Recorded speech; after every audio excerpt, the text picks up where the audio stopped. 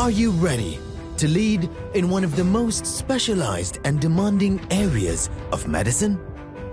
The Neurocritical Care Fellowship is designed to train you to manage critically ill patients with neurological and neurosurgical conditions. It's a wholly online, one-year American Association of Continuing Medical Education accredited fellowship. Physicians with critical care interest, intensivists, anesthesiologists, emergency medicine, family or internal medicine are qualified. Neurologists and neurosurgeons are also highly encouraged to join the fellowship to gain comprehensive, high-quality, well-structured education in neurocritical care. Fellows are expected to be able to lead the neurocritical care multidisciplinary team upon completion of the program. Core of the fellowship: traumatic brain injury, ischemic stroke, intracranial hemorrhage, subarachnoid and intracerebral, status epilepticus, spinal cord injury, brain tumors and post-operative neurosurgical care, neuroimaging, interventional neurocritical care skills, endovascular treatments like thrombectomy and aneurysm coiling. The program provides experience with managing non-neurological critical illnesses as well. Neuroimaging, focused training in CT, MRI, interventional neuroradiology, exposure to endovascular treatments like thrombectomy and aneurysm coiling, neurology stroke services, acute stroke management, and advanced therapies like thrombolysis and thrombectomy. Topics also include neurophysiology, critical care pharmacology, multimodal monitoring in neurocritical care, post-neurosurgical interventions care, neurotoxicology, brain infections.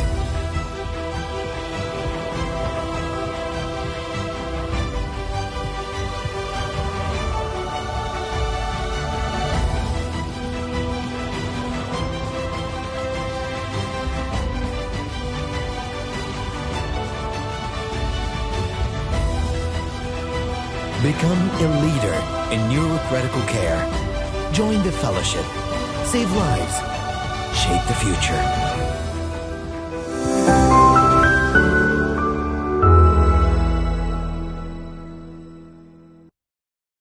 Hello, everyone, and welcome to our Neurocritical Care Fellowship webinar.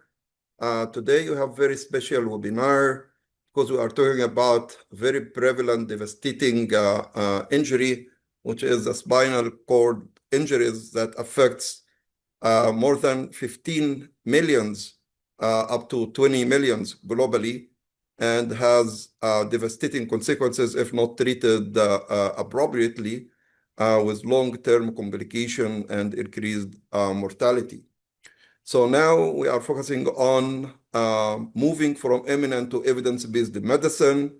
How can we improve our patients' outcome with this spinal cord injury? And we have great speakers today, Dr. Aryan Dawoodi, Dr. Fadel Ibrahim, and also we have very unique moderators, Dr. Ayman Morayesh and Dr. Carlos Nassim, along with Dr. Bastian Molin. So here is our agenda today. First, Dr. Fadel Ibrahim is going to give about 10-minute case-based discussion. Then Dr. Aryan Dawoodi will give his first part of his lecture, talking about the prevalence, the presentations, differential diagnosis, and the diagnostics for spinal cord injuries. Then we'll have about 5-minute discussion to try to answer your question. Then we'll have the second part of Dr. Aryan Dawoodi talking about management and interventions. Then Dr. Bastian, Dr. Carlos, and Dr. Ayman are going to moderate the session, trying to help to answer the question with Dr. Fadel Ibrahim and Dr. Aryan. So very special guest speakers. They are not really guests. They are owners and founders of this program. Dr. Aryan Dawoodi is a consultant orthopedic and spinal cord surgeon at King's College Hospital, London, Jeddah. Dr. Fadel Ibrahim is a critical care consultant at Sheikh Zayed Specialized Hospital, Egypt, and now he is an intensivist in King Abdulaziz University Hospital in Jeddah. Just a couple housekeeping stuff here. If you have any questions or inquiries, please type it in the QA box. All attendees should receive their attendance certificate by next week. If you want not only to hear the lecture, but also to see the transcribed lecture, you can activate or enable the show caption option in the lower part of your screen. Again, all of these educational activities, or if all of these events, scientific contents is targeted to improve our clinical practice, because knowledge has no value unless we put it in practice. And the great aim of education is not the knowledge itself, but the action. With that, I'm going to let Dr. Fadel Ibrahim to give his case-based discussion. And again, Dr. Fadel Ibrahim is one of the most eminent board member in our fellowship. Good evening, everyone. Thank you, Dr. Amr. Thank you, Dr. Ayman. Thank you, Dr. Bastian, Dr. Krelos. Welcome to our case-based review. We will discuss today a very interesting topic in the neurocritical care with its spinal cord infarction. Question number 1, hyperacute paraplegia. A 72 years old man with hypertension, smoking, presents with sudden onset bilateral leg weakness reaching the maximum, deficit within 2 hours. He reports sharp band-like pain around his lower chest. Examination showed flaccid paralysis, loss of pain, temperature below T10. There is a preserved vibration sense, and there is distended bladder. Which is the most likely diagnosis? A, spinal dural arteriovenous fistula. B, anterior spinal artery infarction. C, neuromyelitis optica spectrum disorder. D, epidural abscess. E, multiple sclerosis myelitis. Our answer is anterior spinal artery infarction. As there is bilateral motor weakness and spinothalamic loss of pain and temperature below the lesion, dorsal columns are spared in the form of vibration and proprioception intact. This is considered as posterior spinal artery supplies the dorsal columns, and there is sphincter dysfunction. There is urinary retention, common band-like pain in 60% of spontaneous cases. The sensory level at T10 corresponds to the watershed zone of the anterior spinal artery. Hyperacute onset with peak deficit less than 4 hours is the key feature distinguishing infarction from inflammatory or compressive myelopathies. This is a video showing the anterior spinal artery and the 2 posterior spinal arteries.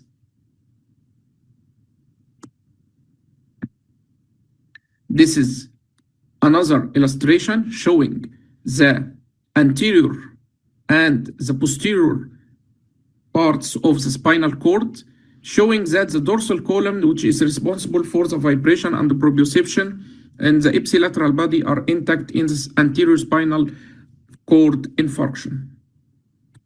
Why other options are wrong? Spinal arteriovenous fistula presents subacutely or chronically, weeks to months, with progressive, often potentially myopathy, not hyperacute. The neuromyelitis optica, typically subacute onset over days, longitudinally extensive MRI lesions associated with optic neuritis. Epidural abscess, progressive over days, usually with fever and back pain, and history of bacteremia or spinal instrumentation.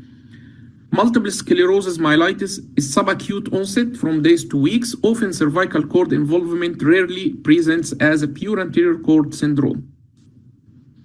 Our clinical peer in this question Time to peak deficit is the most critical discriminator. Hyperacute onset, less than 4 hours, strongly suggestive spinal cord ischemia. Immediate MRI with diffusion wide images and vascular imaging, CT angiography of the aorta are essential, even if the early MRI may be normal. Do not falsely reassured by a negative initial scan. This is very important. Question number 2. 65 years old male undergoes endovascular repair of a thoracoabdominal aortic aneurysm. On post-operative day 3, he develops acute bilateral lower extremity weakness and loss of pain temperature below T10. Vibration sense are intact. A lumbar drain was placed prophylactically during the surgery. Our question: what is the most appropriate immediate management step? Remove the lumbar drain, increase mean arterial blood pressure to 85, and lower the CSF target to 8 to 10 millimeter Hg. High dose of methylprednisolone, urgent CT, or therapeutic anticoagulation. The answer is augment the mean arterial blood pressure and lower the CSF pressure. Spinal cord ischemia after aortic surgery occur in 2 to 3% of cases. Hypoperfusion is exacerbated by hypotension or elevated CSF pressure. The lumbar drain is kept in place until the clinical stability is achieved. Why not steroids? High dose of methylprednisolone is not indicated for spinal cord ischemia and may be harmful.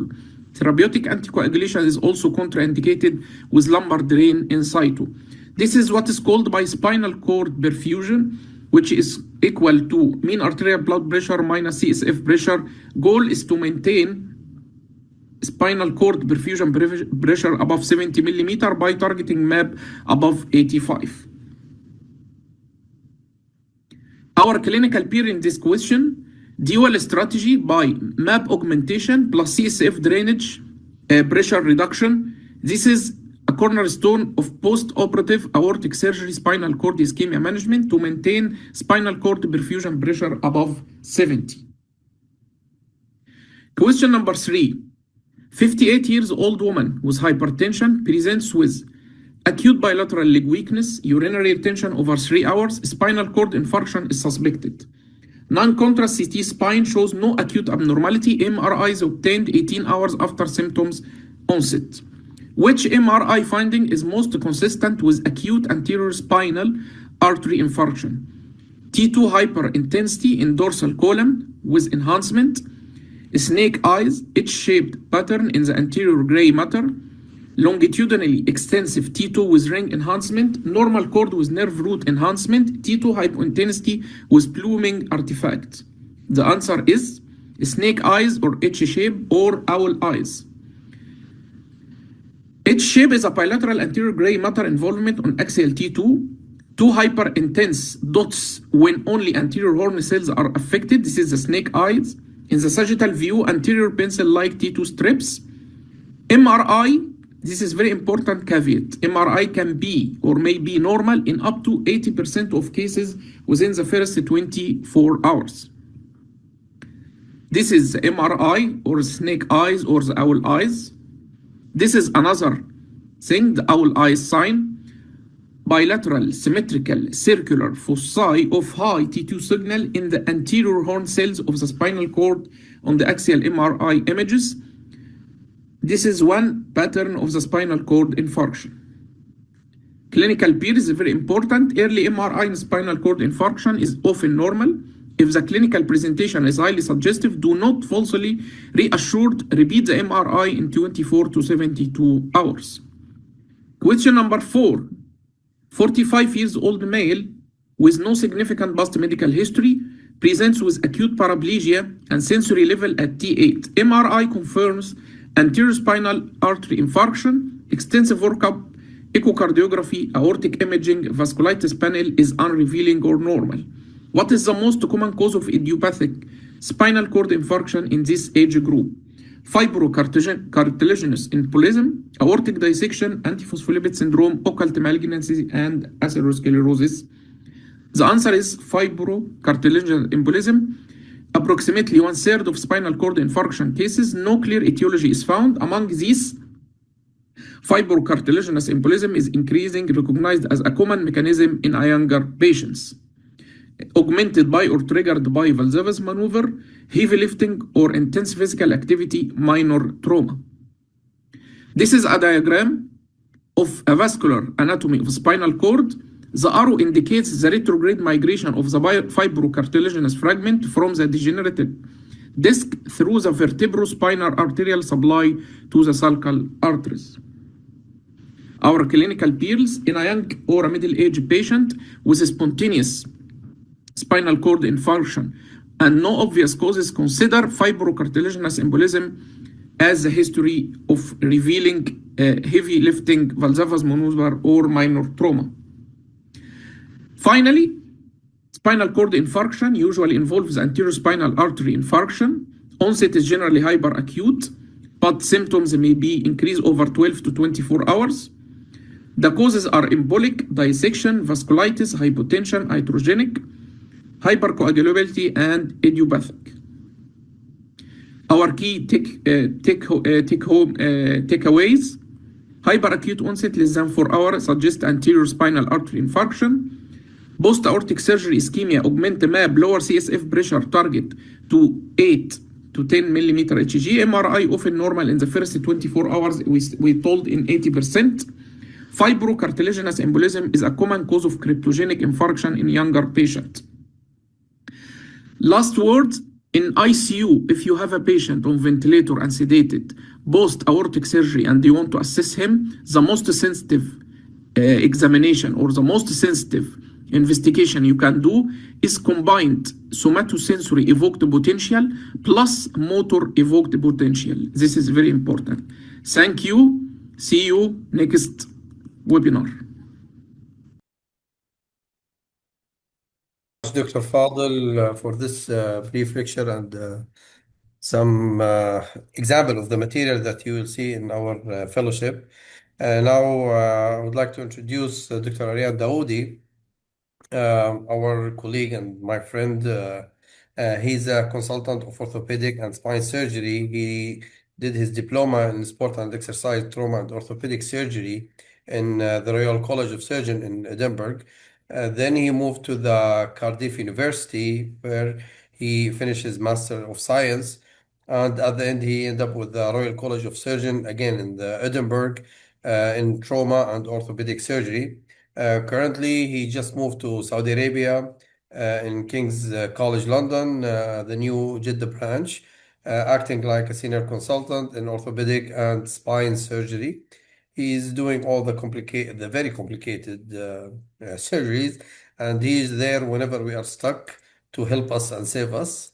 I will leave the floor for you, Dr. Ariad.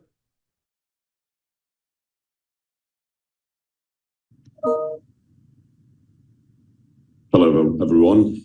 Thank you very much for having me to give you this lecture. Hopefully you'll benefit from spinal cord injuries, briefing or tutorial. The learning outcomes that we will focus on is to understand the disease burden of spinal injuries, some essential anatomy that will impact our understanding of spinal injuries, and the pathophysiology of spinal cord injuries, which also will affect our management. We will also touch on the types of spinal cord injuries, the role of critical care in the management of these spinal cord injuries. Now, it's very important to understand first the definition of spinal cord injuries, which is a structural and or physiological damage to the spinal cord that results in transient or permanent neurological deficit, which leads to significant disability. Now, epidemiologically, spinal cord injury and traumatic brain injury are more often reported together. And in a very large study that was published in 2016, it has been estimated that globally there has been 27 million traumatic brain injuries and almost 1 million spinal cord injuries. Now, this is according to age-standardized incidence. So the incidence has increased for traumatic brain injuries, but that for spinal cord injuries has remained static. This is a diagram around the world demonstrating that traumatic brain injuries is more predominant in developing countries and less so in developed countries. However, when it comes to spinal cord injuries, we can see that it is more common in developed countries and less so in developing countries. And there is some high incidence and prevalence in war zones, as can be seen in the red countries.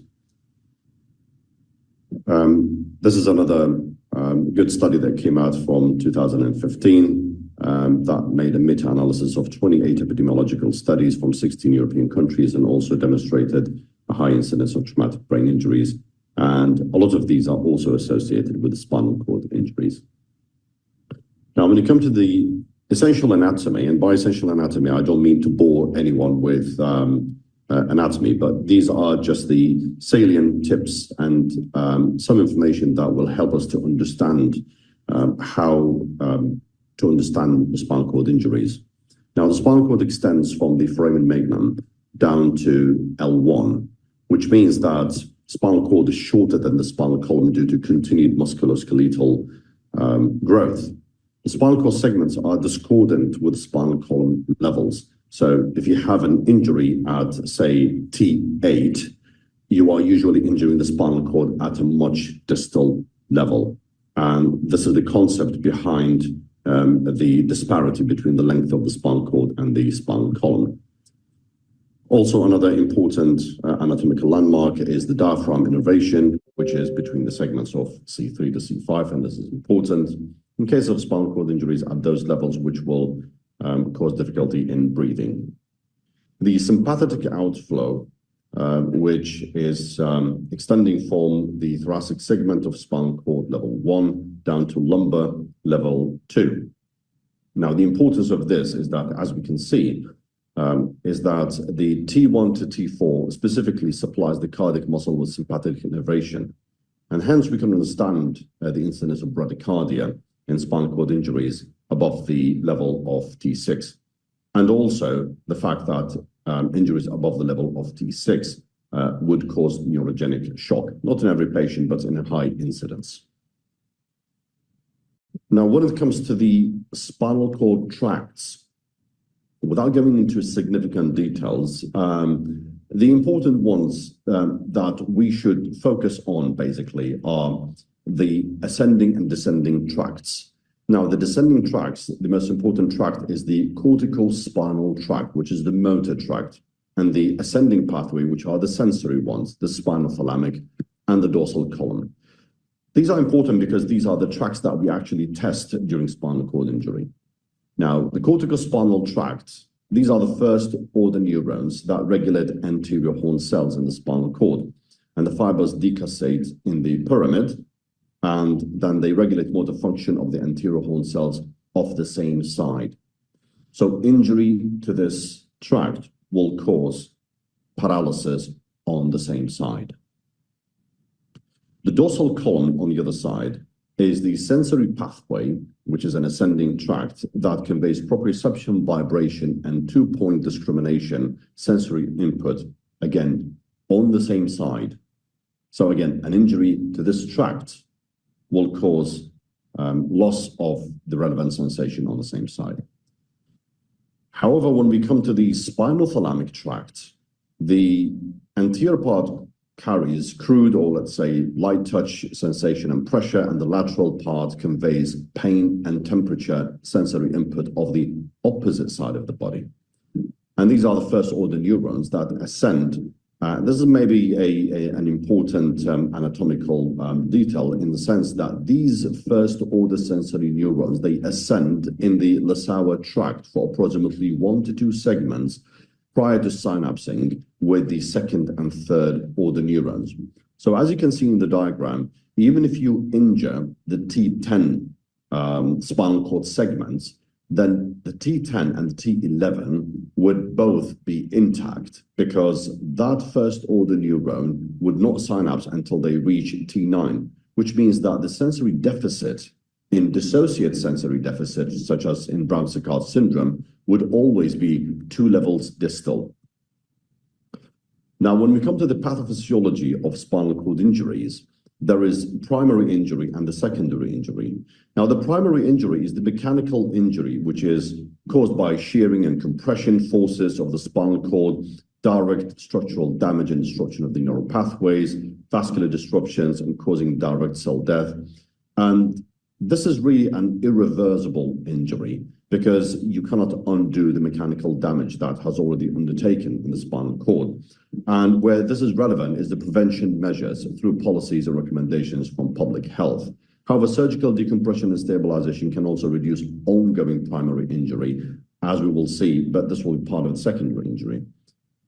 Now, when it comes to the secondary injury, it induces a cascade of molecular and cellular events that propagates tissue damage. So if you had tissue damage at 1 or 2 levels, you would find that usually this injury would propagate over several other segments as well.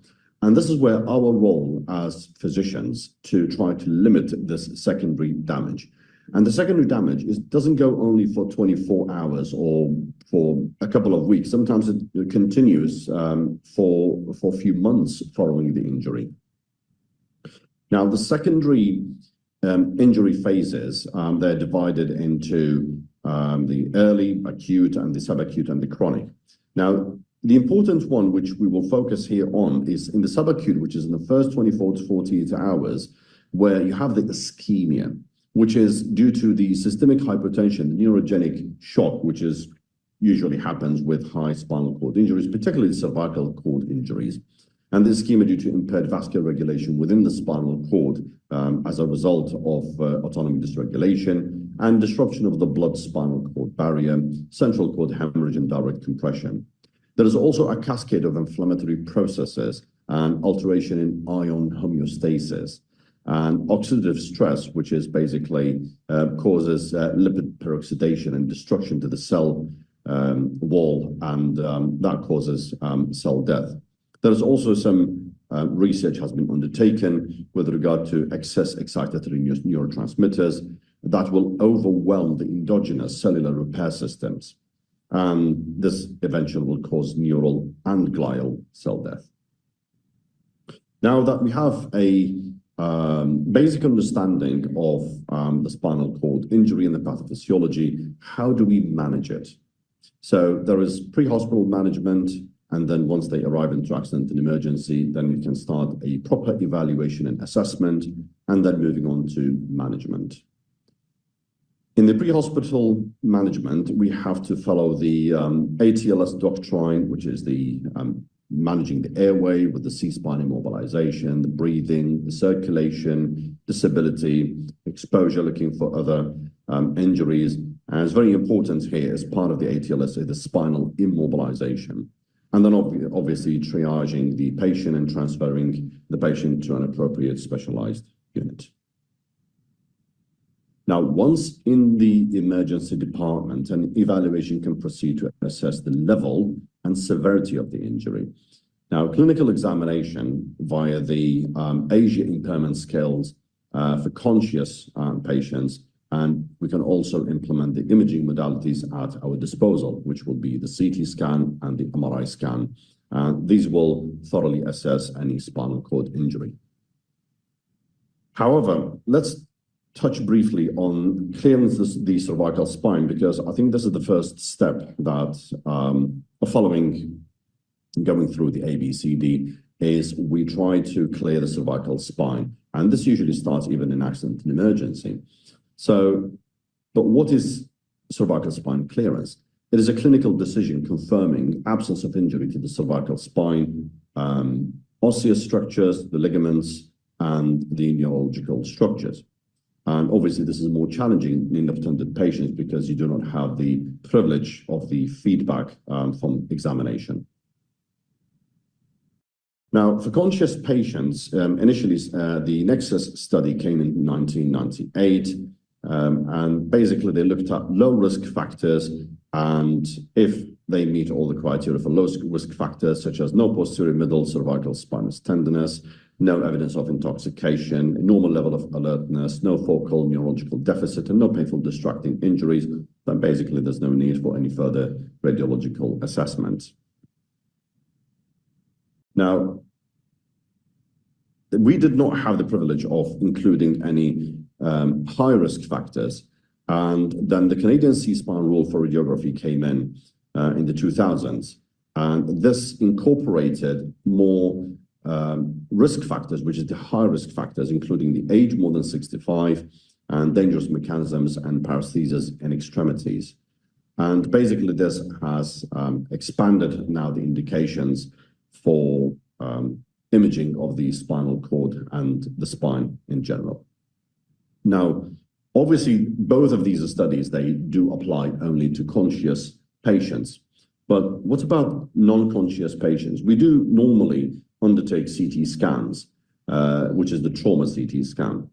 However, it has been shown through two separate meta-analyses, and these are the recent data from 2024 and 2025. One study demonstrated that missed rate of clinically significant spinal cord injury or cervical spinal cord injury using CT scan alone was 6%. And missed rate of cervical spinal cord injury requiring treatment was 7%.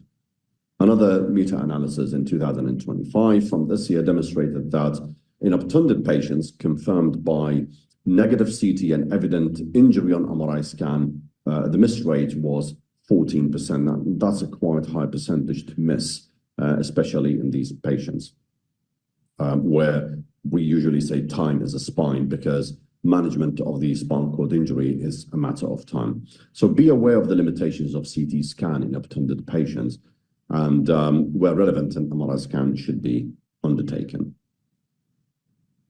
Now, the next step is how now do we evaluate the patient with a spinal cord injury? Now, in the 1960s, the first scale or score came out with the Frankel grading.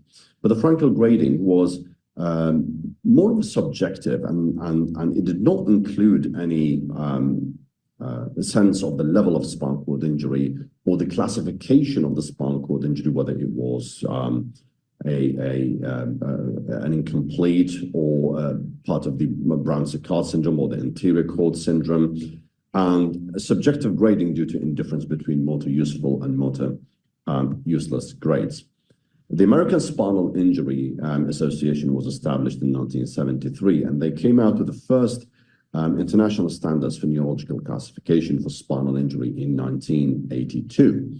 And since then, there has been several revisions, and the latest edition was from 2019, and this is what you can see in front of you. Now, we do assess all the dermatomes and the useful myotomes in the patient, obviously in the awake patient, where there's obviously some limitations sometimes, especially if there's associated fractures, we cannot assess them, but we do our best. And the key contributions of this new system is that it identified key muscle groups and sensory points that improved practitioners' precision at identifying neurological level of injury, because this was quite important. Now, there was also a detailed description of each sensory and motor grade. It was reproducible, and now it is considered globally the gold standard for assessment of spinal cord injury. Now, this is all good if you can assess the patient. However, before you can decide that this is a complete or incomplete spinal cord injury, there is one element that you have to make sure whether there is any sacral sparing or not evident in the traumatized patient. Now, this sacral sparing indicates incomplete cord injury, and this depends on the examination of the S4-5 dermatome, which is around the anal verge, and assessing also the deep anal pressure and the voluntary anal contraction. Also, the big toe flexion can also give you some indication regarding the S2 dermatome. However, immediately following spinal cord injury, a state of neurological shutdown occurs in the spinal cord, which is called the spinal shock. Now, during the spinal shock, you cannot really assess the patient in a meaningful way because every sensory motor function, including reflexes, they're all shut down. And this does not reflect the true status of the spinal cord, maybe the next day or a few days down the line. Now, therefore, a complete evaluation of the spinal cord injury and severity can only be established following resolution of the spinal shock. Now, the spinal shock has been described in the 1750s as a temporary loss of reflexes and sensation and motor function below the level of spinal cord injury with gradual return of the reflexes over time. A period of spinal shock can be expected after significant spinal cord injury defined, as we mentioned, as a decreased excitability of the spinal cord. And there are theories behind why does this happen, the spinal shock, because during the spinal shock, as we said, you cannot properly assess the patient. There is the Sherrington hypothesis, which is basically you disrupt the tracts, the descending tracts of the spinal cord, although this theory is from 1920. However, it is still standing. And this disruption of the tracts inhibits the facilitatory influence of the descending tracts. There's also the neurotransmitter hypothesis, which it has been demonstrated in the late 1990s that there is a 3 to 4 rise in glycine, which is a neurotransmitter, and also it is a inhibitory neurotransmitter in the spinal cord. And this causes a complete loss of excitatory function in the spinal cord, leading to significant loss of sensory motor and reflexes. There's also other theories which depict that there's hyperpolarization of the spinal motor neurons and also a functional abnormality of the fusiform gamma efferent system that controls the sensitivity of the muscle stretch to receptors. There has been theoretically published that the spinal shock itself goes through phases. So in the phase 1, which lasts anything between 1 to 2 days, where there is complete areflexia, and then there is a gradual return of reflexes over the next few days to weeks, where it eventually ends with spasticity and hyperreflexia, which is known in spinal cord injury. Now, as we can see, that the return of these reflexes heralds the end of the spinal shock. And how do we know that we are out of the spinal shock so we can properly assess the spinal cord? Is what depends basically on the return of the reflexes. And therefore, the duration depends on which reflex recovery is deemed to be the mark line for recovery for spinal cord injury. Because if you say, for example, it's the bulbar cavernous reflex that when it comes back, then you're out of the spinal shock, then that can take 1 to 2 days. But if you decide to take the deep tendon reflexes, such as the ankle jerk, that can take a few weeks to months, basically. But the reflexes tend to recover in a particular pattern that has been published recently, that you have the delayed plantar response, which is if you do something similar to the Babinski, try to elicit the Babinski, you do get a flexion of the plantar response, but in a delayed manner. And that's an abnormal reflex, and that indicates a poor prognosis. The bulbar cavernous reflex is still currently deemed to be the reflex that heralds the end of the spinal shock. And this is followed by other reflexes. And the last reflexes to return, as we can see, is the knee jerk.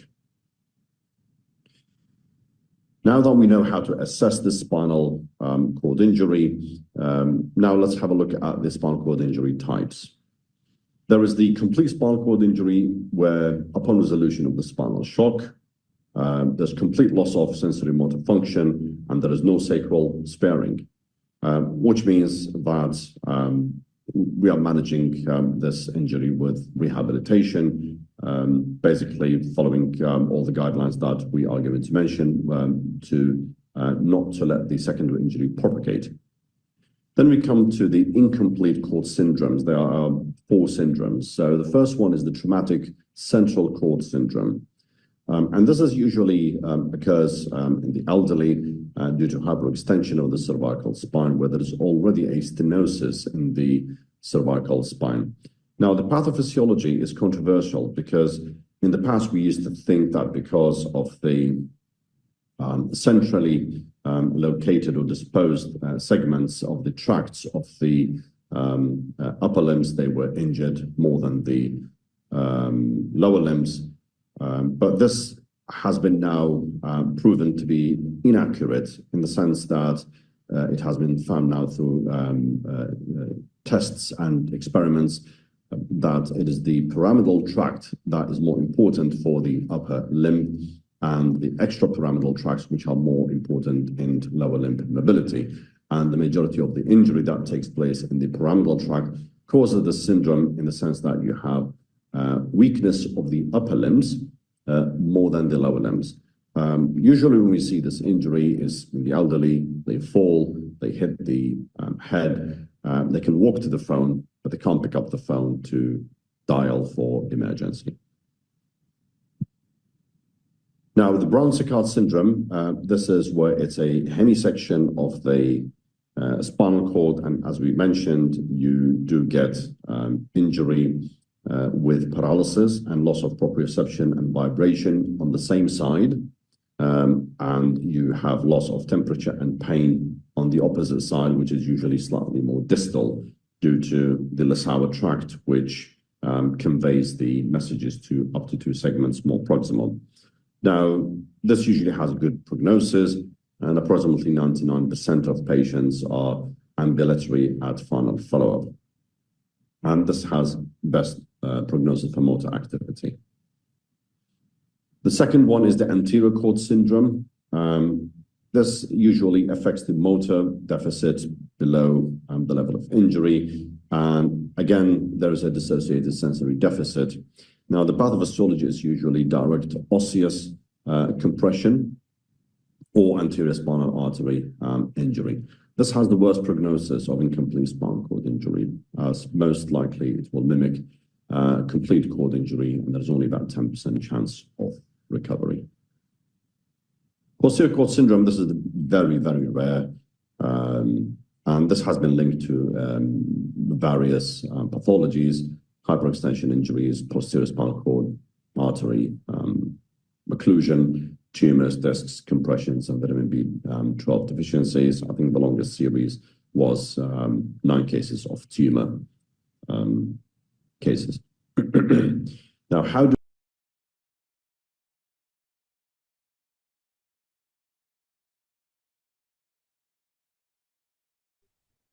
Let's open the discussion for this section first, and Dr. Bastian is going to lead this discussion section. Sure. There are some questions. So thank you first and for all, Arjen, for the wonderful talk and great pictures that you use. So personally, I have a question. Right, sometimes we see in our OPD, we see the elderly, and we make like an MRI of the spine, and we see a spine that is severely narrowed, right, with limited or no space for the spinal cord. So would you say that you do preventive decompression in these people, or do you give them certain instructions not to do certain things? So from a preventive point of view. So this is some of the concepts of frontiers of spinal surgery, basically the mild myelopathic and the mild myelopathic, which means the subclinical ones. There is no evidence, no data about whether to operate or not to operate on these prophylactically. Mainly what I do in clinic myself is usually when they come to clinic, it's for a reason they come to clinic. Usually they had a simple mechanical fall or a little jerk or maybe a whiplash injury to the neck, and they had a transient spinal cord paralysis, meaning that they've lost it in all the movements and the sensation in all 4 limbs for about 5 or 10 minutes. And I've had a couple of cases like this before. So at this stage, I do tell them that basically they have one of 2 options, is either to do a decompression surgically to prevent this from happening if they are prone to falls quite significantly. Or if they have objections to surgery, then I give them the risks that they are at a very high risk compared to the normal population, that if they have a very strenuous or extreme excursion of the cervical spine, then they can end up in permanent paralysis. And this is exactly how central cord syndrome presents. Most of them, they don't know about it. They have congenital stenosis of the spinal cord without knowing, combined by a degenerative cervical myelopathy, which is subclinical. They have a simple mechanical fall, hyperextension of the cervical spine, and they come all of a sudden with paralyzed upper limbs, but they can walk. So those who actually miss the central cord syndrome, they can present as transient paralysis or transient weakness of the upper limbs and the lower limbs. And they usually get scared enough that they would choose surgery. Some of them, they don't want it and they say, fine, I'll just be careful. And that's as much as advice that I can give them. Thank you. Thank you. Another question is that you explained us about the spinal shock, right? And not everybody has that. Not everybody goes to a stage of spinal shock in case of injury. So is that like a prognostic factor? Would you say that the ones that suffer from spinal shock, that they have like a worse outcome, or is it not a prognostic factor for these patients? No, it's actually not a prognostic factor. Actually, many of the prognostications in spinal cord injury has been defied by recent literature. Like, for example, the most important one is the ASIA score when we examine them first in accidental emergency, or sometimes when they can end up in critical care. That ASIA score, sometimes they can present as Frankel A or ASIA score type A. They're completely paralyzed. That doesn't mean anything because they can be in spinal shock. And in about 48 hours, they can regain significant movement, or the pattern of reflex recovery dictates whether this is a complete or incomplete, because we don't know. And most people who actually don't have spinal shock, probably they haven't had a spinal cord injury significant enough to cause permanent one. Like what I mean, for example, is what I just said about the central cord syndrome. Sometimes they can have a very transient spinal cord injury where they lost sensation or ability to move all limbs. Sometimes this can happen on the field. For example, some rugby players have had this experience before where they had fracture of the cervical spine and they had only about 5-minute transient radiculopathy or weakness. These are usually reflect incomplete spinal cord injuries. And generally, if they haven't had a spinal shock, the chances are they haven't had enough energy going through the spinal cord to cause permanent paralysis. So in a sense, it might be a better outcome if you didn't have spinal shock, but there's no literature confirming that spinal shock is or isn't a prognosticating factor. I'm sorry. Okay, clear, very clear answer. And I have another question by a doctor from Jeddah who asks, can you explain the idea or a way to detect ligamental instability in spinal injury, as we don't necessarily see it in the CT scan and it affects the stability of the spine? Yes. So to make it in simple terms, basically from CT scan, basically what we're looking at osseous structure. We're looking at bony structures only because we can't see the ligaments on the CT scan. The main things that we can detect signs of instability on the CT is the fracture pattern, if there is comminution, significant comminution, if there is bilateral facet dislocation, if there is bilateral facet fractures. And also there is a very good prognosticator, which is interspinous distance. So between the spinous processes tips, if the distance between two of them is more than the distance between the other two adjacent ones, that usually means that you have the posterior spinal ligaments ruptures, particularly the supraspinous ligament, which is more stronger than the interspinous, and the most strong of them is the facet joint capsule. So when you actually see, for example, these are the spinous processes, they are aligned like that, basically. Even on the CT, you can see them, the tips of the spinous processes. And if they look like that, for example, you can tell that the distance between those two has increased. So at this level, these ligaments have been ruptured. That's one of the signals, for example, you can see. And as I mentioned earlier, also facet joints, fracture, dislocation, pattern of the vertebral body fracture. If it's not just a simple fracture, if it's significant and comminuted fracture, that also can signify significant stability that needs surgical intervention. Thank you. Thank you, Dr. Dawoodi. Dr. Ayman, do you have more questions for Dr. Ayman? Thank you so much, Dr. Aryan. Very great lecture. Actually, yeah, just a small comment like for the audience regarding this instability. We faced like one patient with traumatic spine surgery due to car accident. And the first physician he visited, he just tell him like, we'll fix the bone. There's no problem. There's no other problem. But after the patient came and saw Dr. Aryan, he ended up with doing 3 surgeries, main surgeries, just to be able to fix the bone and the ligament instability. So a question from an ICU perspective. We know after surgical or traumatic spinal cord injury, most of the patient will come to the ICU or to the ER with the neck collar. And there's always a question, am I clear to remove it? A lot of our audience, maybe they are working in a rural area or smaller hospital without the privilege of fancy neurosurgery, spine surgery guys. So is there any advice for the ICU ER physician that how can we decide that this patient is really in need to keep him in the collar, or no, this guy, by recommendation of the guideline, no, I can safely consider removing the neck collar if I don't have the expert to tell me yes or no? So this is exactly what I discussed in the lectures about clearing the cervical spine. So we have 2 options. First is in the obtunded patient, there is no way to clear the cervical spine apart from undertaking CT scan and MRI scan, basically. Those are the only 2 options, because you have an obtunded patient, you don't have any feedback from the patient, neurological examination is obsolete. So that's the only thing that you can take from imaging.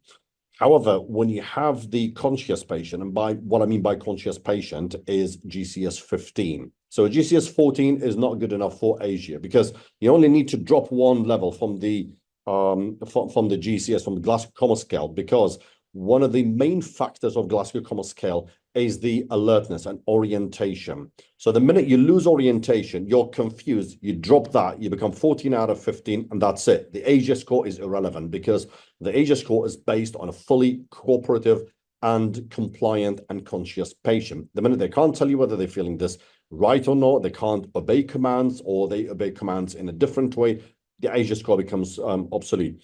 So then if you have the GCS as 15, you don't have any other sources of intoxication, you don't have distracting injuries, and the patient can cooperate with you, then in that case, and in that case only, if you have full normal examination of the cervical spine, meaning that there is no midline tenderness and there's full range of movement in all directions, and you have the CT scan as normal, at that level, yes, you can remove the collar and you have cleared the cervical spine, because to be honest with you, it's quite unlikely to have a significant instability of the spine or a fracture or any instability of the spine that needs surgical intervention that's not going to causing you significant cervical spine pain with movement and normal imaging modalities, and they don't have in the same time any distracting injuries, and they're not intoxicated and are fully conscious. That's quite difficult. Almost the possibilities become down to 0% that they have significant instability that we will miss. Having said that, we will never say never, but you're talking about the possibilities of 0.0001%. Thank you.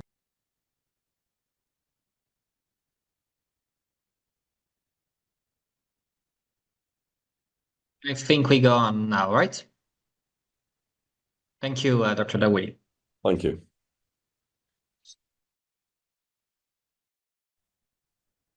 Let's listen to the second part of the presentation. Cases. Now, how do we manage spinal cord injury is through 2 approaches, which is neuroprotective and neuroregenerative. So we will focus here on the neuroprotective, which is the surgical decompression, methylprednisolone, and the mean arterial pressure. Now, this is going to be slightly controversial in the sense that literature will demonstrate that there is significant controversy regarding this. Methylprednisolone is a neuroprotective agent. And the mechanism it works is by improving vascular perfusion. It does cause a bit of vascular dilation and prevention of calcium influx and accumulation inside the neurons, which causes damage to the neurons. And it also instigates modulation of inflammatory cells and prevention of the loss of spinal cord neurofilament proteins that facilitate neural excitability and impulse conduction. And it also inhibits the lipid peroxidation and inflammatory cytokines that we mentioned during the secondary injury pathophysiology. Corticosteroids were used even since the 60s, when it was demonstrated that in traumatic brain injuries, it reduced the swelling of the brain. So this study was done in the 60s on canine. It was animal experiments, and they showed some efficacy. Now, the meaningful steroid use and translation into spinal cord injury was undertaken through 3 trials called the NASCAS trial, the National Acute Spinal Cord Injury Study. The first trial was 1984, the second 1990, and the last was in 1997. And these are very important and landmark trials because they were randomized controlled trials. Now, the first NASCAS in 1985, they compared the use of 1,000 milligrams versus 100 milligrams of methylprednisolone sodium succinate for 10 days. At the time, it was deemed to be unethical to use a placebo group because the use of methylprednisolone was widespread for spinal cord injury. The study demonstrated that there was no difference in neurological outcome.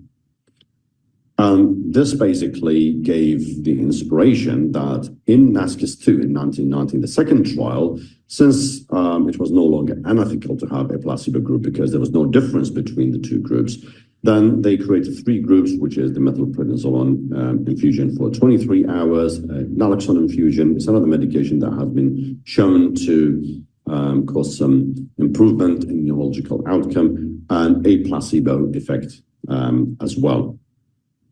And it has been shown that methylprednisolone given within 8 hours of injury yielded significant improvement in neurological sensory motor outcome. So things were heading that way. And that also gave more inspiration for NASCAS 3 in 1997, where first they published the 6 months results. And this demonstrated that methylprednisolone given within 3 hours after injury should continue for 24 hours. And methylprednisolone started within 3 to 8 hours after injury should be continued for 48 hours. However, the methylprednisolone for 48-hour infusion caused significant incidence of sepsis and pneumonia and gastrointestinal hemorrhage. So, and subsequently, the same NASCAS 3 published the 1-year results, and they had similar conclusions. And therefore, the Congress of Neurological Surgeons and the American Association of Neurological Surgeons published 2002 guidelines demonstrating that methylprednisolone sodium succinate was an option rather than a standard of care. It was an option. However, since then, few articles came out demonstrating that there were significant methodological flaws in NASCAS 2 and 3. And the significant results were yielded on post-hoc analysis rather than primary outcome.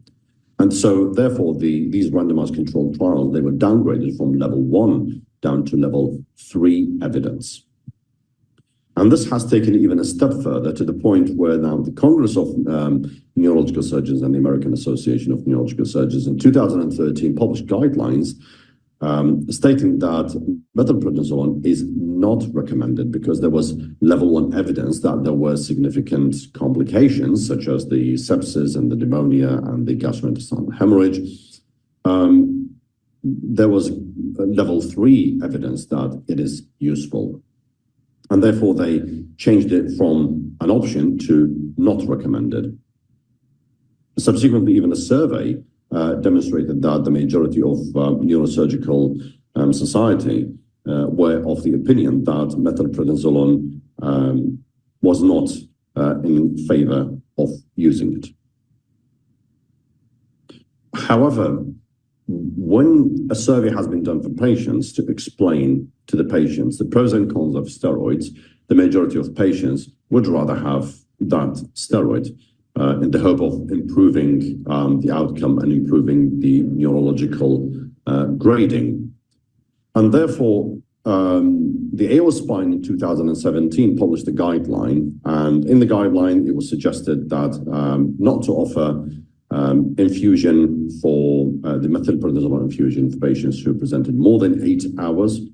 And they suggested giving a 24-hour infusion for patients who presented within 8 hours. and not to offer 48-hour infusion under any circumstances, possibly due to the high level of complications. So these are the same key messages that stands currently since 2017. Now, coming to the management of hemodynamic status of a patient with spinal cord injury, neural tissue hypoperfusion and ischemia are considered critical in the secondary spinal cord injury damage, and this has been demonstrated by Ivanu and his colleagues in 2020, and this is, as we mentioned earlier, due to systemic hypotension due to neurogenic shock and other dysregulatory events that occurs in the spinal cord, and also due to direct vascular disruption, hemorrhage, and edema. Now, the most recent guidelines stem from 2013 systematic review. And this was a level 3 recommendation, again, in favor of maintaining the mean arterial pressure between 85 and 90. And this is quite a very narrow interval for the first 7 days post-injury. However, the questions would remain is this mean arterial pressure goal would have an impact on neurological outcome? And similarly, does this duration of treatment or the vasopressor type have any effect on improving the neurological outcome? Now, a systematic review that has been undertaken last year demonstrated that the published data so far for all these criteria that we discussed was very weak. There was very weak evidence, and meaning that there were level 3 and below. So eventually, a clinical practice guidelines for the management of these patients has been proposed based on weak data and low quality of evidence. So the guideline development group, by voting, they recommended that the lower border of the mean arterial pressure should be 75 to 80 millimeter mercury, and the upper level should be no more than 90 to 95 millimeter mercury. And they also suggested that, based again on voting on very low quality evidence and weak data, that the duration of treatment should be between 3 to 7 days. And when it comes to the vasopressors, 89% of the guideline development group, they decided that this will be left at the discretion of the physician because of the lack of strong data. Now, the last neuroprotective measure that we'll discuss is surgical decompression, and this comes with no less controversy. So it is a neuroprotective measure in terms that it has been demonstrated since the late 1990s that 92% of patients had persistent spinal cord compression upon presentation. And it also has been demonstrated that the Asia grade correlated well with maximal spinal cord compression. So it was logical to decompress the spinal cord as soon as possible.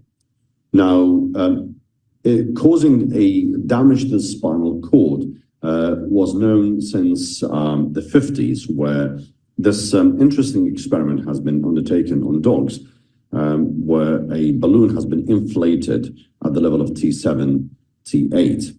And a smaller balloon caused less neurological deficit than a larger balloon. And this is quite intuitive. And deflation the balloon at 1 minute resulted in full recovery of the dogs. When it was deflated at 2 minutes, there was partial recovery. And when it was deflated after 5 minutes, there was no recovery. And this highlights the time sensitivity of the compression of the spinal cord. Now, equally, Batchelor and his colleagues in 2013 demonstrated that increased pressure and longer duration of compression was associated with smaller treatment effects subsequently.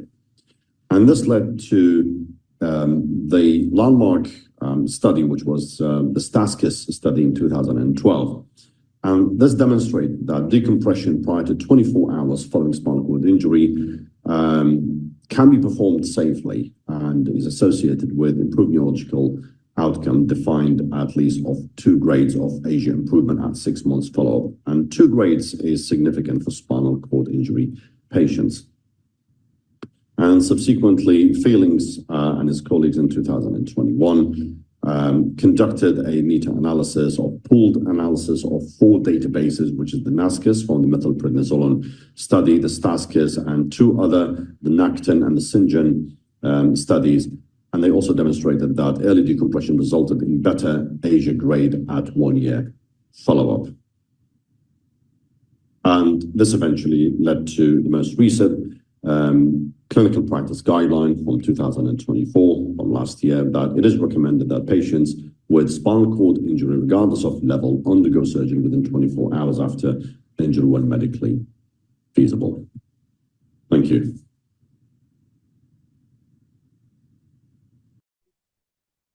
Thank you so much, Dr. Arian. There's a question. I think in the lecture you answered partially, or just to clarify it. So in most centers until recently, whenever they have an acute early presentation of acute spinal injury, there is always a debate regarding shall we give the steroid or shall we not give the steroid. You know, from the latest recommendation, it's most of the society, they are recommending against using the steroid because of the side effect and the complication that result.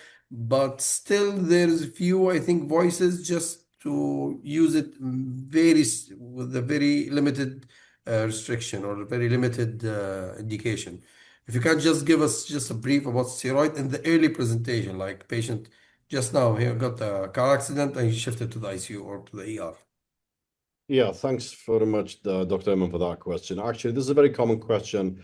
It is currently in the neuroprotective arena is the most controversial question, because the NASCA studies, the 3 studies basically, they had an outcome that steroids, the methylprednisolone, methylsuccinate, did cause improvement in the outcome of spinal cord injury. Now, the Congress of Neurosurgeons, when they came back and said, well, these findings, you did stipulate them as a post hoc analysis, not as a primary outcome in the study. When they did the primary outcome of the study, they said you still didn't find any difference, basically, any statistical difference. But when you did a post hoc analysis on subsets of the population, that's when you found the difference. Now, in a sense, in statistics, that will drop the literature grading from level 1 as a randomized controlled trial down to level 3, which is the post hoc analysis.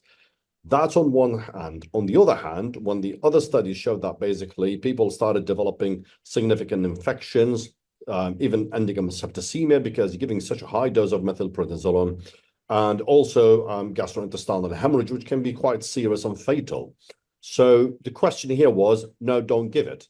Now, even if it causes that subset improvement, if you ask spinal cord injury patients, even at early presentation, and why do I mention early presentation? Because in early presentation, during the spinal shock, you don't know where we are going, basically, and no one can know.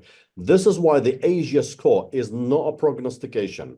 So if you have ASIA A, that doesn't mean he will be ASIA A in 1 year. He could go improve significantly, but you don't know because you're in spinal shock. Now, at this stage, that paper which I mentioned, which if you ask spinal cord injury patient, given that we give them the pros and cons of giving methylprednisolone, do you want it? At that stage, I think the patients would cling to any hope and they would agree to it, basically. And therefore, the most recent clinical guidelines, which came out in 2024, they tried to address or modify this clinical indication in a sense that if a patient presents within 8 hours after injury, give them methylprednisolone becomes an option. You should discuss that management with the patient rather than just dismissing it based on literature, because we do have some positive results. You do discuss it with the patient and explain to them, well, these are the complications. The literature says A, B, C, D, but it was I don't think you're going to go into details with telling them that it's a post hoc analysis, but you can tell them that there is some literature evidence, not very strong, but there is some literature evidence that there is an improvement if you give them methylprednisolone, but it does carry two major big complications, including gastrointestinal hemorrhage and sepsis. And the majority of the patient, according to that paper, which I quoted, they're willing to take it, basically. So it's a discussion that we should have with the patient. So at least give the patient the option rather than just blanket that option and not even tell them about it, because that also can come up with some legal implications. Basically, no one mentioned to me methylprednisolone, and I would have wanted to know about it. So if I would have wanted to know about it if I was a patient, God forbid. And, just like I'm sure that many other patients would like to think about any possible option.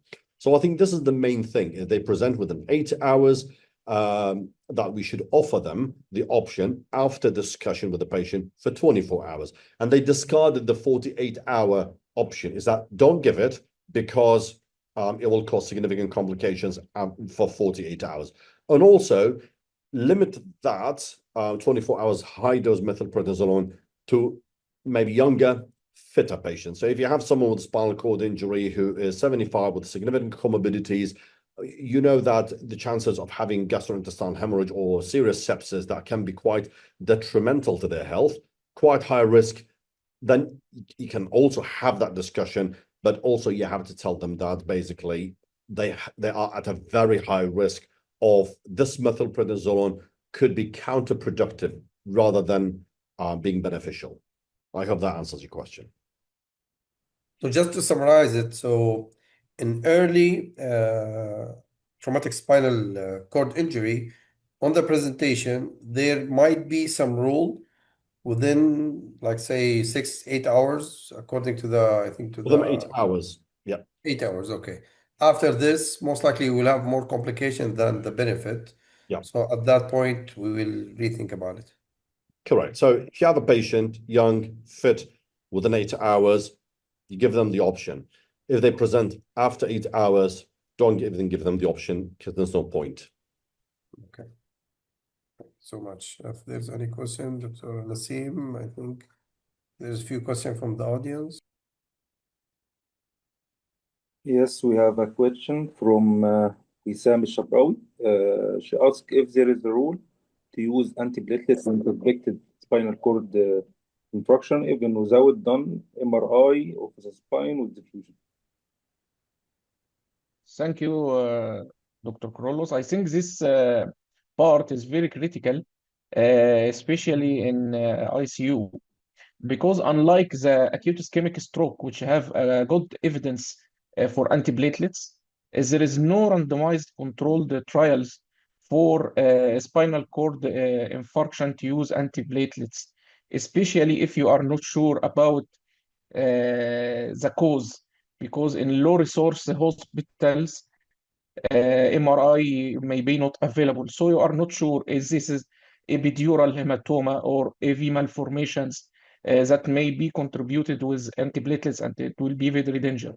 Unless you are sure that this is a vascular injury from aortic instrumentation, you can use. But until now, there is no randomized controlled trials to use antiplatelets if you don't have MRI. And we have our Prof. Dr. Aryan.